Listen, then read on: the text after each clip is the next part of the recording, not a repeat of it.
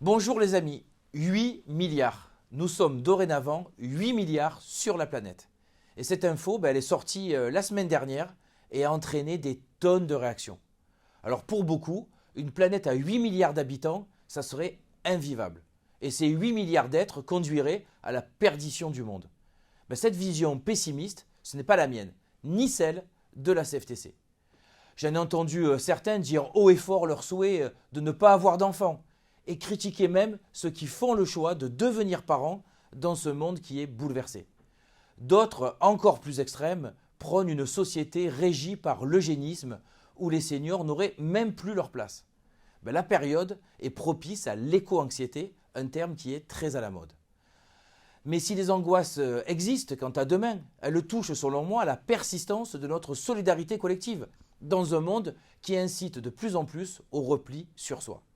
Or, s'agissant par exemple des retraites, notre solidarité, elle repose sur un système qui est dit par répartition. Et s'il y a bien une chose sur laquelle tout le monde s'accorde concernant ces retraites, c'est la nécessité de sauver ce principe de répartition. Ce système, il s'appuie sur la solidarité intergénérationnelle. En fait, une génération cotise pour la précédente. À ce titre, nous avons besoin d'une démographie dynamique. Sinon, notre système de retraite, il s'écroule. Alors bien sûr, à 8 milliards, les efforts de sobriété sont plus importants et les marges de manœuvre, elles, sont plus petites. Il faudra de la compétence, des études, des filières dédiées à la gestion des ressources, au recyclage, à nos émissions de méthane ou encore au CO2.